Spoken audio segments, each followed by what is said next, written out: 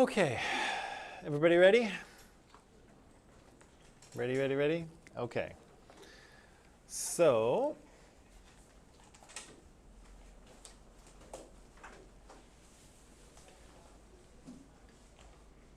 there. So I've just changed my streaming software, or I've upgraded it. So now I'm totally set, because before I could, if I had my slideshow up here, then for online people, I couldn't see what they were typing in or what they were doing, and I had to sort of turn it off so that I could see this. But now I can see everything. So unfortunately, now you've got me on camera here, which is probably a little bit uncomfortable, but I'm sorry. But I can do stuff like this. So Vicky's here, so good morning, Vicky. So now I can put those up here. I can see what people are typing, and good morning. And I can put slideshows up, and so this is way better. This is way better. Although sometimes you've got to have me on camera, which might be a little bit weird. But I've gotten used to it, so can you. And Amy's here too. Good morning, Amy. Hello. Come on in. Okay, so yesterday,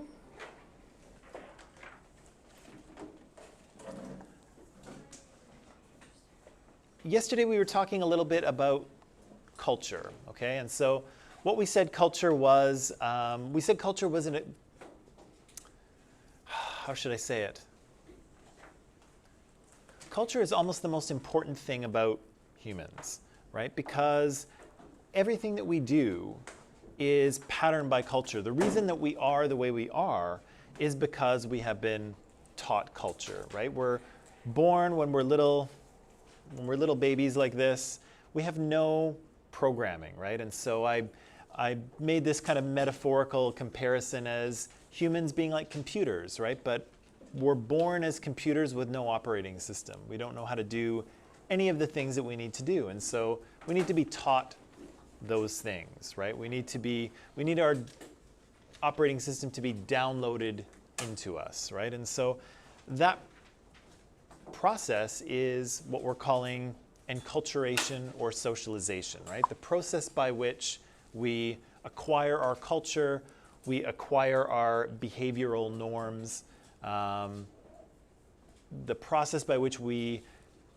figure out how to think and how to treat people and how to eat and how to interact with the environment and how to understand the world around us. All of that stuff is taught to us. We're not born with any of that. We said that this process is involuntary, so you can't choose whether or not to be enculturated, and especially at this point in our lives, we have no choice, right? It has happened to us already. We have been enculturated, right? We've learned the culture that we were brought up in. And I said that this is a continual process, right? So we're really never done, right? Throughout our entire life, that's weird. Throughout our entire life, we are constantly teaching and learning culture, because culture changes, right? The way we think about things changes, our understanding of things changes, and we constantly kind of relearn culture and teach it to others and relearn it ourselves, right? So culture is something that people kind of build together, and it's always kind of evolving. And so the other thing I mentioned too is that everything we do is a cultural act, right? And so yesterday I gave the example of brushing my teeth, right?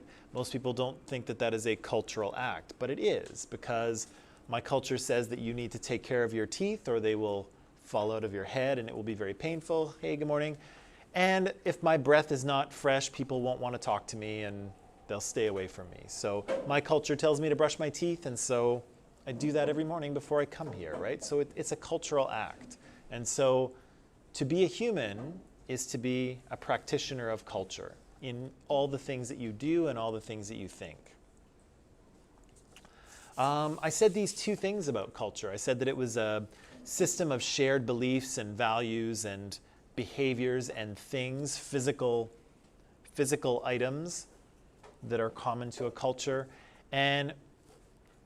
But it can also be thought about as an operating system, right? Information, symbols, ways of communicating modes of behavior. All of those things are part of our culture and allow us to interact and to cooperate with other humans, because that's really that's another thing that sets humans apart, not only culture, but cooperation, right? Our ability to work together.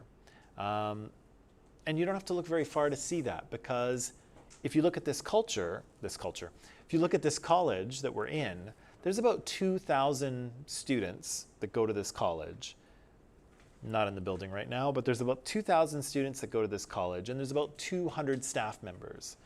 And so us 2,200 people are cooperating, right? We're all working together to get things that we need, right? You need an education and credits and diplomas and degrees, and I need people to teach and a paycheck and personal fulfillment, because, all that stuff. But my point is we're all working together to get what we need. And that's just 2,000 of us, right? And that's huge. It's a big number of animals to be working together towards a common goal. But that's what humans do, right? That's what makes us successful. I showed you this little graphic, and I'll show it to you probably a number of other times in this course.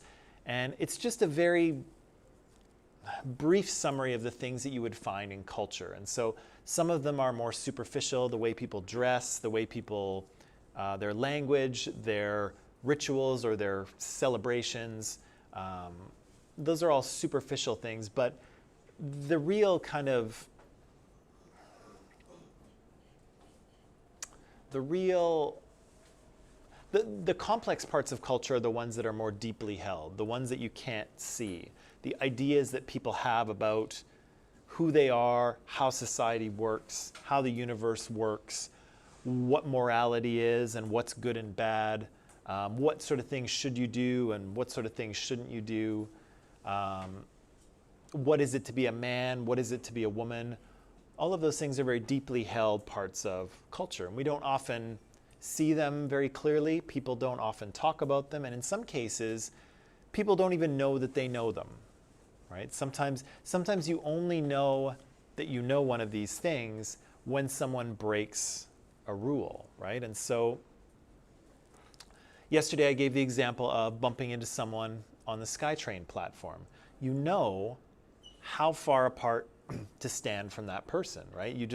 Nobody ever taught you, nobody ever talks about it, but we all kind of have this comfortable distance. And so it's a rule that you don't really know that you have, and it's a rule that you don't really know that you know. But then when someone breaks it, if someone stands too close to you, okay, it's a little uncomfortable, I gotta back up, right? And so that's an important part of culture and social norms as well. The idea that you kind of don't know that the rule exists until somebody breaks it.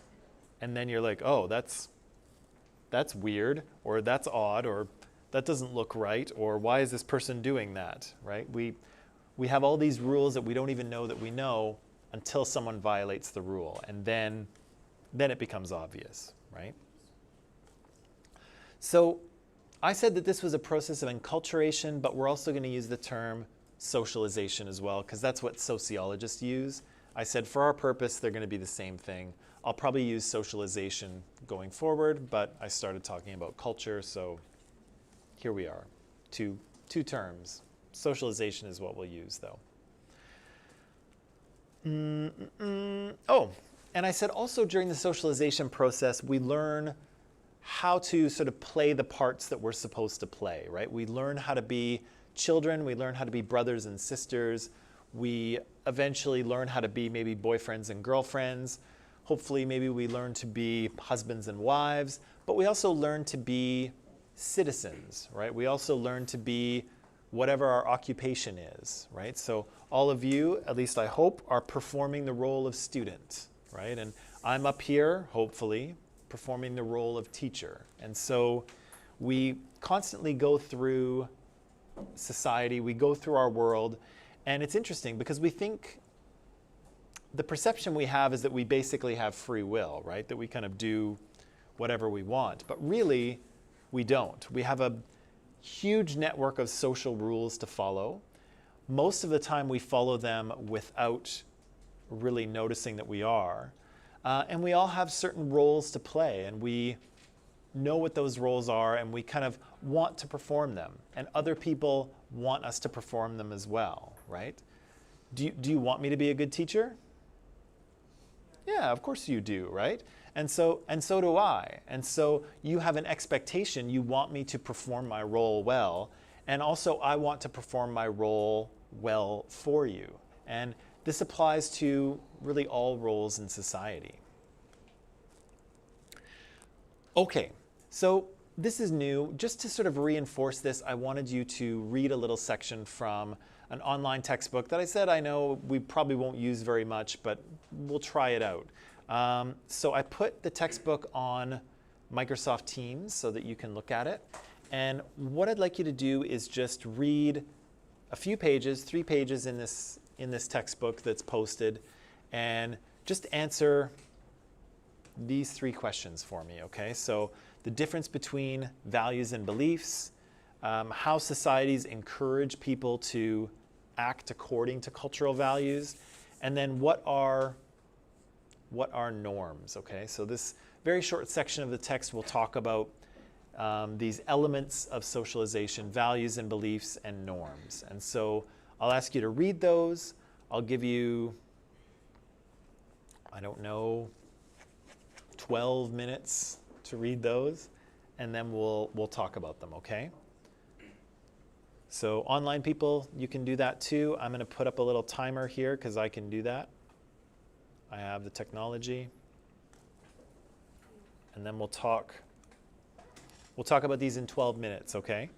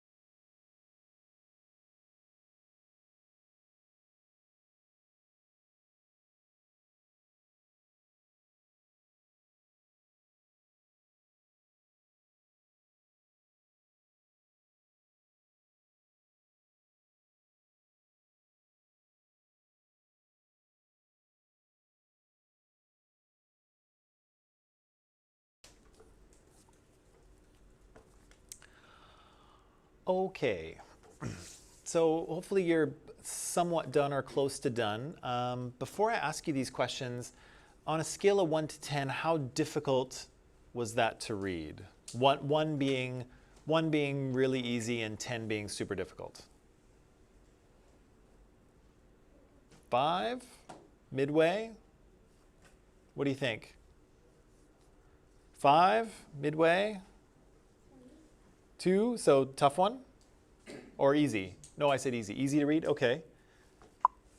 What'd you think? Pretty easy? Aliana? 4? So not bad? Okay. Yeah, this is actually, it's a university level text, so that's why I ask. So I just wanted to see how your reading was there. So it seems like it's maybe okay for some people. I don't know if everybody wants to answer or not. Daniel says 5. Okay, so that's good. That's all right. That's good for me to know. But let's try and answer some of these questions. So the text makes some distinctions between values and beliefs and norms. Okay, so the first thing. So what are values? What does the book say values are? Values are a culture standard for discerning what is good and just in society. A culture standard for determining what is good and just in society, right? So what things are good and bad, those things are not always apparent, right? Society, culture teaches us those things, right? Things that we should want, things that are good and things that are bad. What kind of examples do they give of values in the text? Also, in United States, people value young people as purity and innocence. That is why many people want to put their money in cosmetic products to make themselves look young. Yeah, so Americans value youth, right? So it's not only young people, but people try to look young, right? They spend huge amounts of money trying to look young, not trying to look old, right? And of course, for many of us, that's like, well, of course, but that is a culturally determined value, right? That they place such an importance on youth. What else? Another value, maybe, that the textbook mentions. Independence. Yeah, independence. So again, your individual cultures may differ, but the Americans place a pretty strong value on independence. You are supposed to take care of yourself. You are supposed to be your own person and make your own choices and look after yourself. You're not supposed to have to rely on other people. You're not supposed to have people take care of you all the time, unless you're a child, of course, then it's all right. But adults are expected to be independent, free-thinking people, right? What do you think? Does that align with your cultural values that in the places that you've come from? Is being independent also valued that way, or maybe not as much? Not as much? Yeah, like how...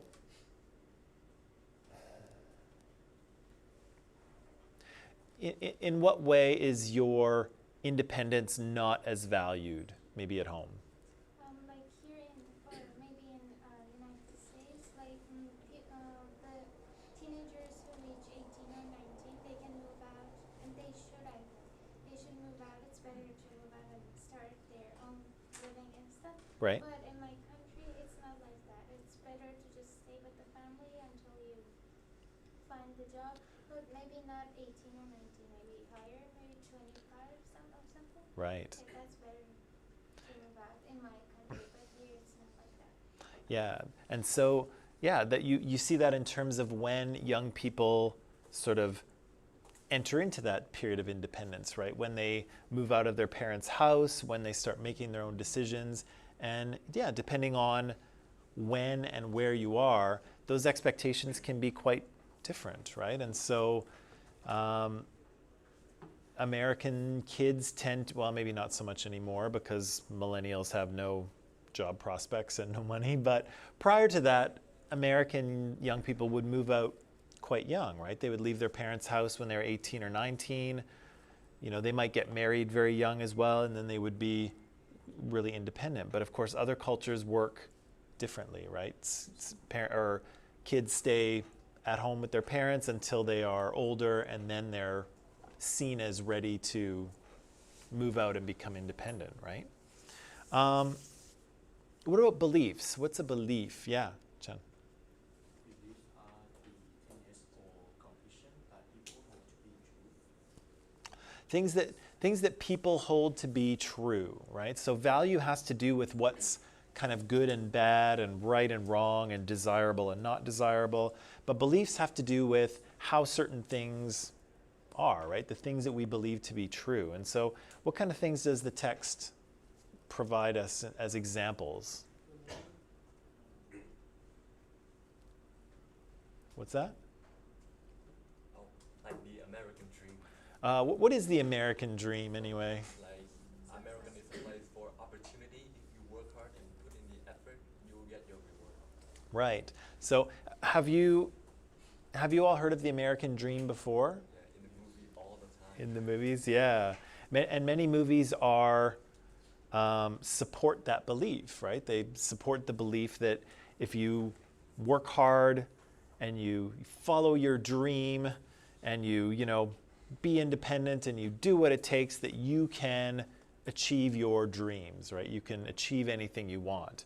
That's one of the slogans of America, right? That's what sells America to immigrants who come from other countries, is that, you know, no matter where you come from in the world, you can make it in America, right? That's the belief, right? That's the story, that's the ideology.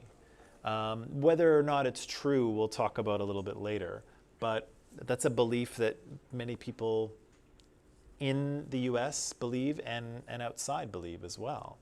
What's another belief that they mention? Holding hands.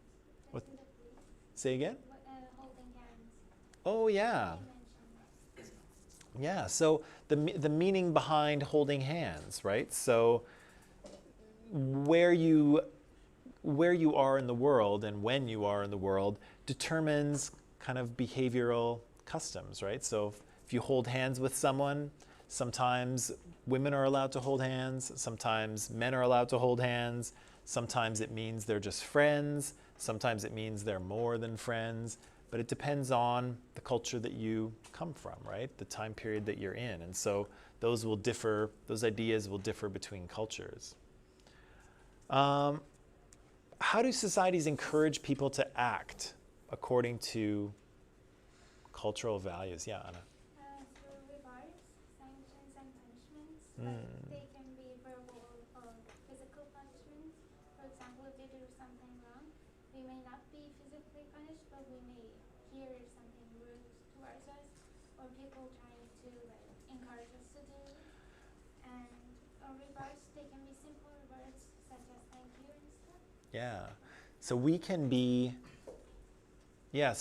rewarded or sanctioned or punished for following social rules, right? So if we do something nice, if we do something that is in alignment with cultural values, then we often get rewarded, right? And so I think they mentioned in the textbook giving up your seat for maybe an older person on the bus, right? And the older person might say, "Oh, thank you, dear." You know, they might say something like that, and maybe, you know, people on the bus would look at you and say, "That's a good person over there," right? And you'd be rewarded for that, right? And so it doesn't always have to be a reward of something or money. Sometimes it's just people's respect or people's affection, or people smile at you, right? Or people say thank you. What's a sanction? Some sort of a punishment. It's kind of a mini punishment, I guess. What do they say about sanctions in the text? I'm going to remind myself here.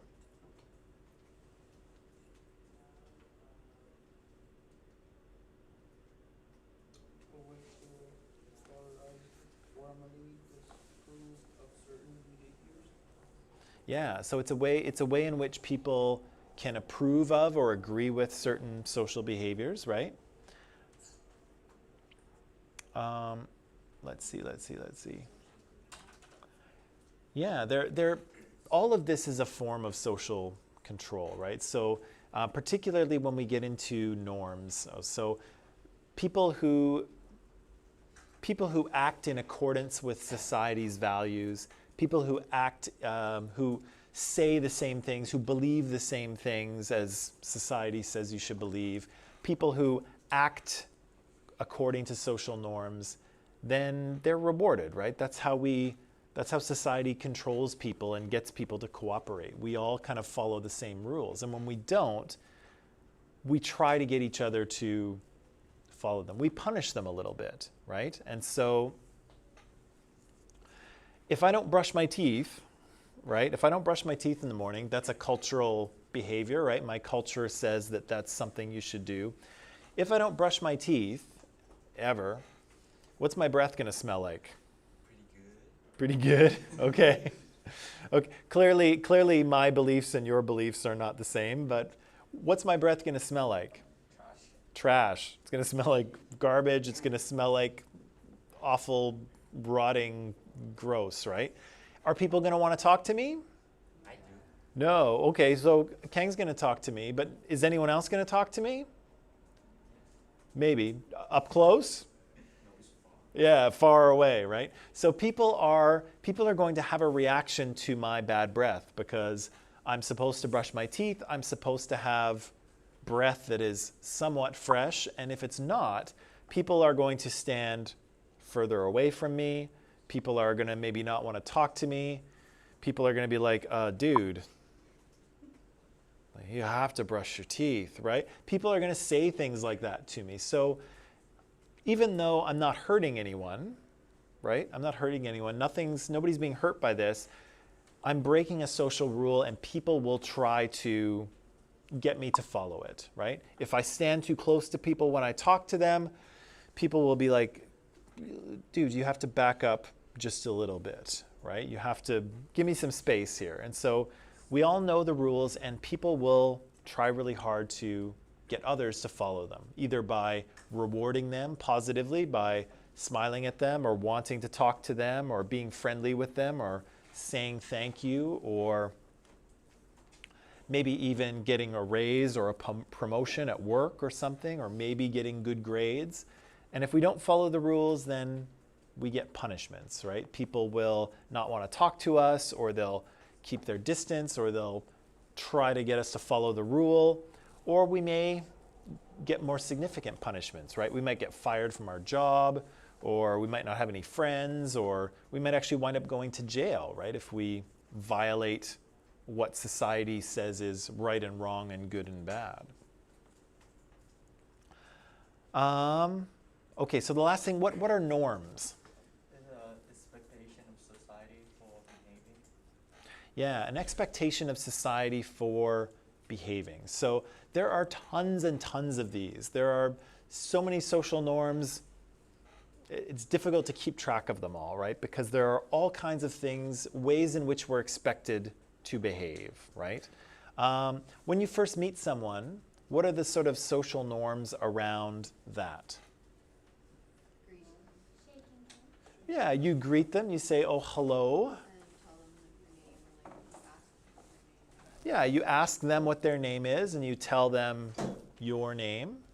You might shake their hand, not anymore because of COVID, but before COVID, you might shake their hand, right? And of course, that custom will differ a little bit depending on where in the world you are, but sometimes there's a handshake that goes along with it. So those are all norms. And so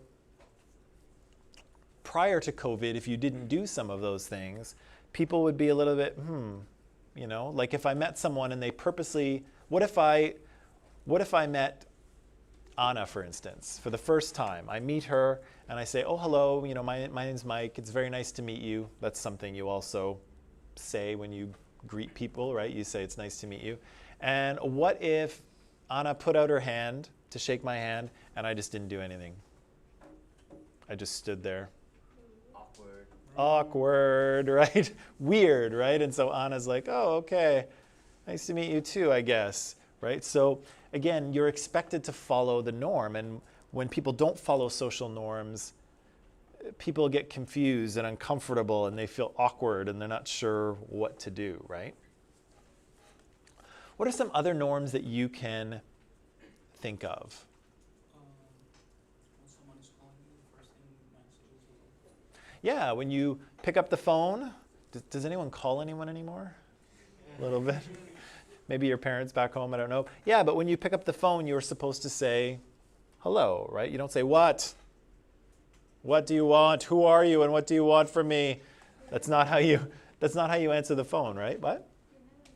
You never know, but the socially acceptable way to answer the phone is hello, right? Yes. What's another one? When someone does something for you, you say thank you. Yeah, if someone does something for you, you say thank you, right? That's a nice thing to do. It's polite. What's that? And you reply, oh, you're welcome, or no problem, or something, right? That's a social norm. What else? Other social norms. There's tons of them. People think that boys, like more tend to wear blue or something dark than wearing pink. Oh, yeah. Some countries. Yeah. In some countries, pink is very clearly attached to women, right? And men don't wear pink. And so, yeah, that's a social norm for men not to wear that color. And so if they were to wear that color, they would be judged. What would happen if you were, are you thinking of Iran? Or you think of other places? Yes, it's not that common. People tend to wear black or something. Yeah, so, but if you were in a place where pink was a girl's color, quote unquote, yeah, people might judge you, right? They might laugh at you or point and go, ha ha, or they might, look at your outfit and go like, what are you wearing? Right? There would be a reaction, right? And because we want people to follow social norms and we try to get them to do it. What's another one? When people that drinks and like move to the side so that it doesn't come off by. Oh, like in a hallway or something? Yeah. So if you're blocking the way, you should move aside so the other person can go, right? You don't just stand there like a tree, right? You move out of their way. But yeah, that's another one, right? And if you didn't move, that would probably be a little bit of an awkward situation, right? The person might say, excuse me, or they might be like, hey, come on, you're blocking the hallway, right? Give me one more. Being late? Yeah, so in some cultures, punctuality is a value, right? It is important to be on time for things. In other cultures, not so much, right? Being on time, time is more flexible. But in some cultures, it's not, right? If you're supposed to be there at 9, you are there at 9. Absolutely, no later. You're there, right? Huh? Well, early is okay too, but definitely not late. What else? Like in my country, women don't normally ride trucks or buses. Right. Yeah, so it's tend to be more like a men's job. Right. So there are kind of normal occupations, right? There are things that people normally do and don't do, and we'll talk about that a little bit later when we talk about sexism. We'll talk about gender roles and what men and women are supposed to be and what men and women are supposed to be like and what they should do and what they should not do. We'll talk about all those things. What's that? Crossing the road? Yeah, like over here, they're like, the thing you can just cross, right? But like where I come from, you can just cross anywhere. You can just cross anywhere, yeah. So we have I guess the social norm or the norm is to cross at the crosswalk, right? With the light, so you press the little button, and then you wait for the little walkie guy, right? And then you cross. But of course, that's the difference between ideal culture and real culture, because does everyone do that here? No, right? Maybe in other places you just cross wherever you want, but some people here still cross wherever they want. And sometimes when you're in a rush, you sneak across, right? You run across and you hope nobody sees. So Daniel says, why does it sound like norms are a bad thing? Well, I don't know. What do you say to that? What do you say to Daniel's question? What's that? Depends on the situation? Depends on how you're raised and how you see things. Okay. Some of them like thank you and stuff. They're positive thank you. Well, it's not a bad thing for me. I think it's a standard of society, so it's not a bad thing. Okay, so it's not. Sorry, say that one more time. Like for me, it's not a bad thing. As you say, it's just a standard of society. Like when you have to say thanks to someone that help you, and you have to like look at other way when someone using credit cards. Yeah. Yeah. Yeah. So and yeah, the idea of thank you, like thank you is a nice social norm, right? It's nice to do something for someone else and have them acknowledge that thing, right? That feels good. But I think what Daniel's saying here is that, it is a form of social control, right? We are trying to control others. We're trying to get them to do what we want them to do, what we expect them to do, what's good for the group as a whole, right? We're trying to control people's behavior, right? And so, imagine a world with no social norms, where you can literally do whatever you want. There's no rules. Is that a world that humans can live in and humans can cooperate in, where anyone can do anything they want? You can live in it, but you can't cooperate. You can what? You can live in it, but you can't cooperate. You can live in it, but yeah, cooperation is hard, right? Cooperation requires trust, right? Cooperation requires, I'm going to do something and you're going to do something back, and we're both going to benefit, right? That's cooperation. And so you have to be able to trust people, and trust is increased when everyone is kind of following the same rules, right? When everyone has the same norms. If I meet someone and I say, oh, so nice to meet you, and I stick my hand out, I need to be able to trust that they'll shake my hand too. I need to, not be worried that they're going to punch me in the face or something, right? I need to be able to trust them. And the more you can trust other people, the better a society will function, right? What do you think the levels of trust are in the United States right now? For people you don't know? 0. 0, yeah. Levels of trust are low, particularly if they don't have the same political views as you. So do Republicans trust Democrats at all? No. Do Democrats trust Republicans? No. Both think the other side is going to destroy the country. So there's literally no trust between people. And again, I don't want to quote Dr. Phil here, but how is that working out for them, right? Not well. And here in Canada, again, we have our own problems here in Canada, but at least there's a certain amount of trust, right? And so our people aren't so political. And even if I know someone voted for the Conservatives last term and I'm more of an NDP person, I can still trust them as a person, right? We have slightly different political views, but it doesn't mean that they are the devil, right? Whereas in the US, there are very low levels of trust at the moment, right?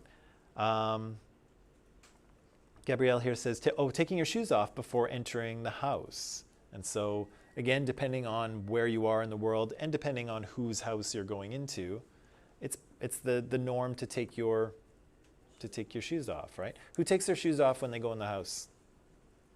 Yeah? Who does not take their shoes off when they go in the house? Who doesn't want to admit anything to anyone? Okay. It's fine, but that's true, Gabrielle. That's true. That's a social norm too. Vicky says, "Is it a norm that people stand on the same side when they are on the escalator?" Oh, that's a good one. Yeah. So if you're in the SkyTrain on the escalator or the SkyTrain station escalator, the norm is to, if you're not going to walk up the stairs, that you stand to the right, and then the people who want to walk can go up, right? And when people don't follow that social norm, when somebody stands in the way, they look at you and they're like, get out of my way, you. Sometimes people say things, right? Sometimes people will say, excuse me, but often they won't. They'll just kind of wait. Where I come from, Yeah. it's like when you're in an escalator,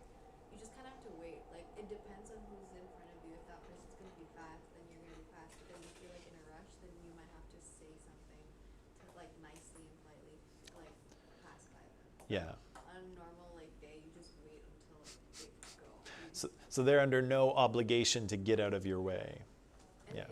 like if they're in a group, if they're taking up a few rows, like you just kind of have to wait until everyone goes, because there's no like they don't like divide the thing. It's just like they hog the whole thing. Yeah. And it's like normal. Well, and that's the thing too, is that there's two things that are normal there. The normalness is in people don't really have to get out of other people's way, right? They don't feel that obligation to do that. And the second thing is that if somebody is in your way or breaking a social rule, do you say anything?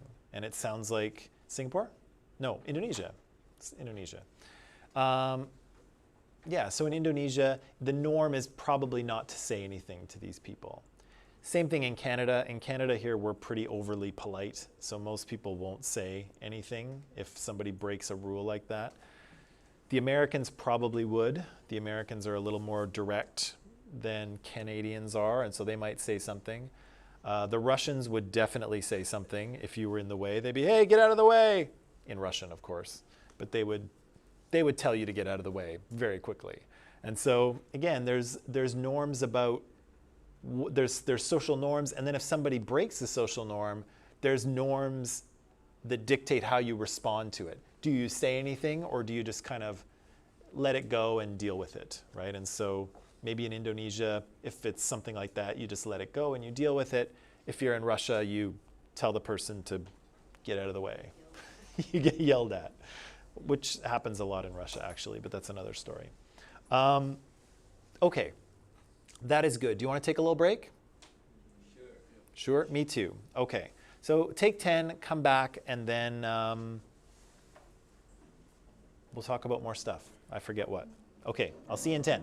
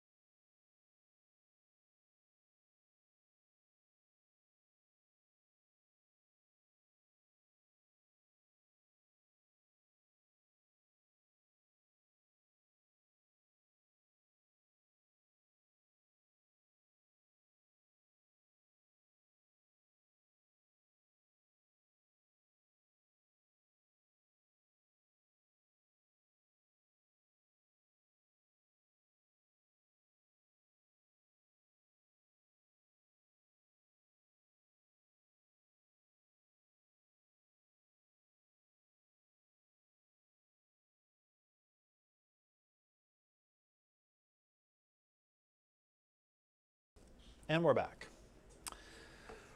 It's a good thing I've become comfortable with being on camera, hey, because I'm going to go here to, so before we left off, we were talking about the difference between beliefs and values, right? And so we said values are ideas of what people in society judge to be kind of good and bad, right or wrong, right? Those are values. And beliefs are things that people hold to be true. All of these will be important going forward because we will encounter values, right? So ideas of right and wrong will be an important part of this course. People's beliefs will also be an important part of this course. So how people think the world works, right? How people think that the things that people hold to be true, I guess. But we'll also look at social norms as well, because those can, there's some things I want to say about those. So the second thing we said is, how do societies encourage people to act according to values? And so we said they use a system of rewards and sanctions and punishments. People who conform to social norms and follow social values, they get rewarded in various ways. And it might be with money, it might be with power, it might be with status, or it might just be, with attention, right? People might want to talk to you. We generally value people who are bubbly and fun and nice. And so if you act that way, people will want to talk to you, and they'll smile at you too, and they'll reward you for that, right? And so we reward or punish each other in ways that try to get everyone to follow social norms. And actually, I'm going to throw one of Daniel's comments up here because this is connected to, Sabrina, what you were saying, and I know you can't read it because my head's in the way, but there it is. This had to do with, because Daniel's in Indonesia, or is from Indonesia as well, and so Daniel's here is saying that, yeah, they have their own way of dissing people, even if they don't know each other, they just know how to do it. So again, the social, if a social norm is broken, then the question is that how is it handled, right? And so maybe the way you handle it is not to say, hey, buddy, get out of my way. Maybe you handle it in a more subtle way, right? But that's a social norm in itself, right?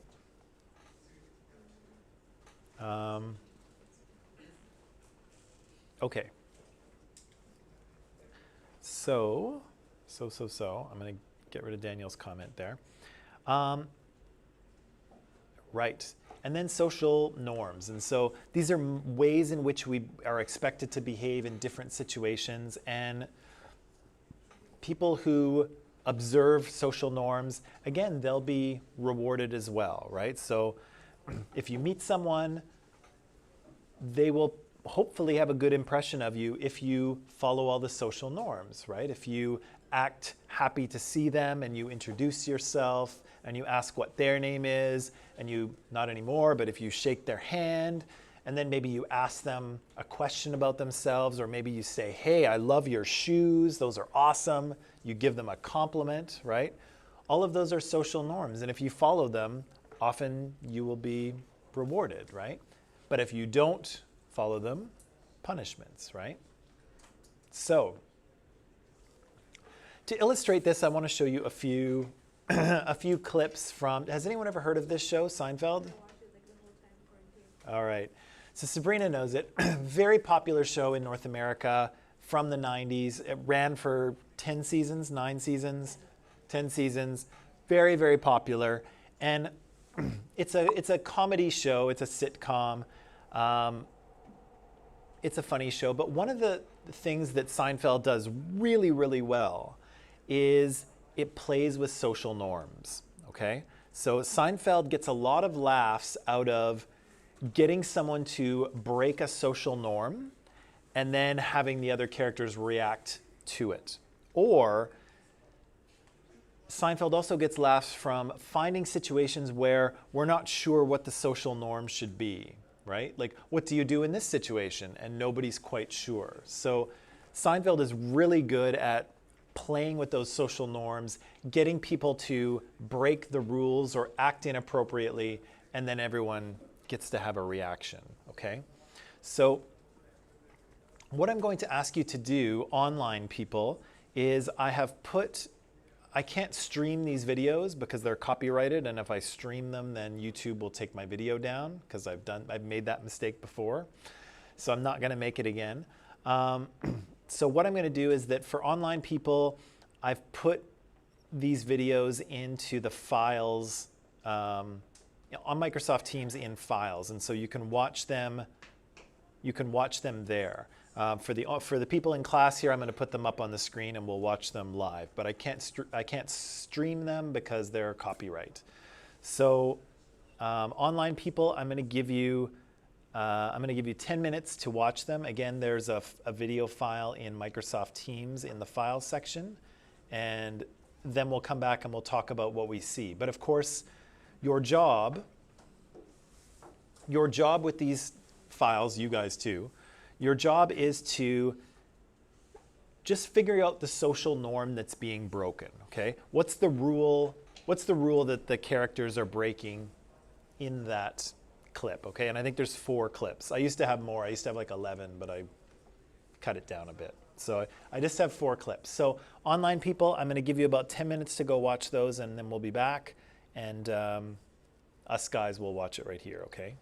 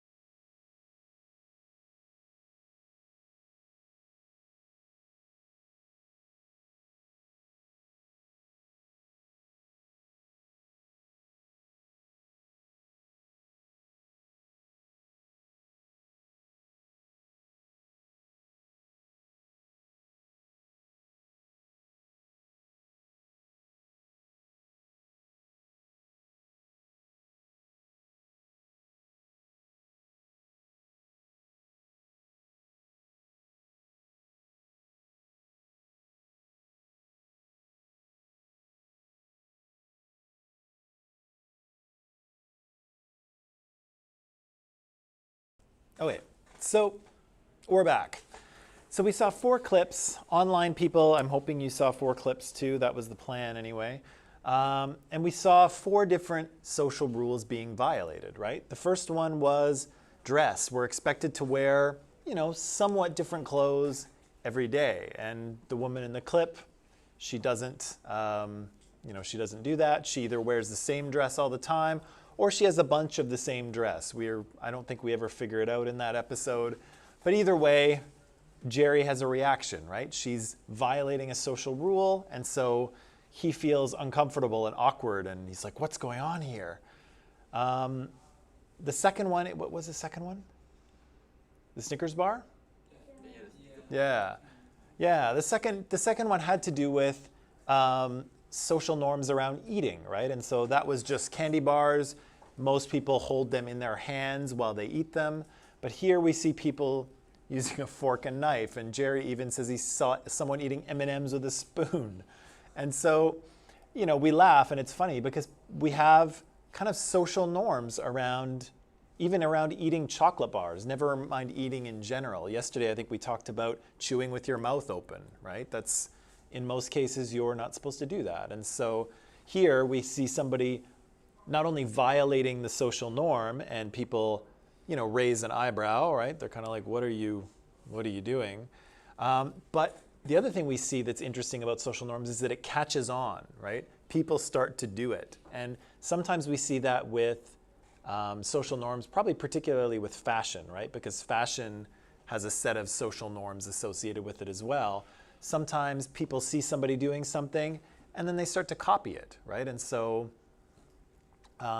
those norms can kind of change and spread and evolve, right? Depending on the circumstance.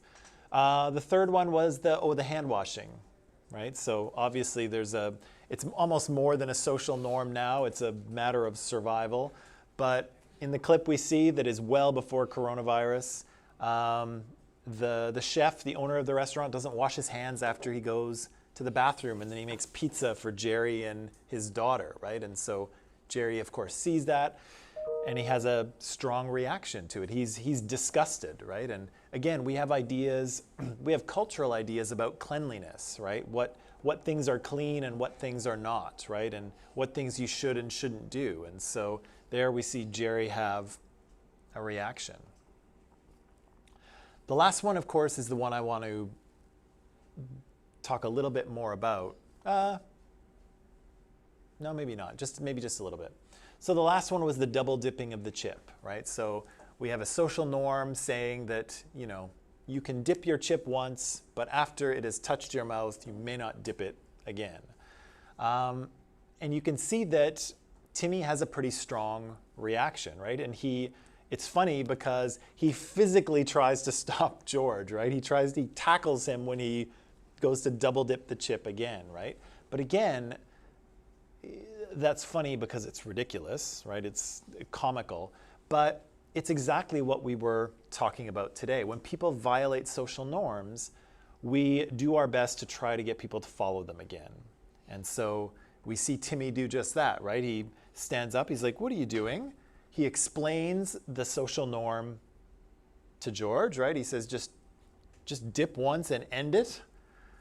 George doesn't want to follow the social rule. And so Timmy takes another step to try to get George to follow the rule. He's actually physically tackling him.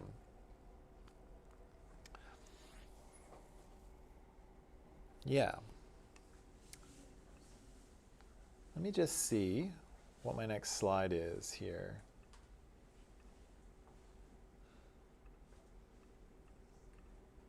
Okay. Do you have any questions about any of that? About hand washing or chip dipping or your wardrobe or how you eat your desserts or socialization or culture or values or beliefs or norms or anything? Not right now. Not right now? Everyone looks ready for a lunch break. Because that's what the social norm is. We generally eat in the middle of the day, do we not? Yeah. Okay. So maybe what I'll do then is I will leave it for you there. come back tomorrow and we will, what are we going to do? I don't know. I'll surprise you. Okay. Online people, thank you for being here. It was great to have you. Thank you for participating. I will see you tomorrow. Goodbye.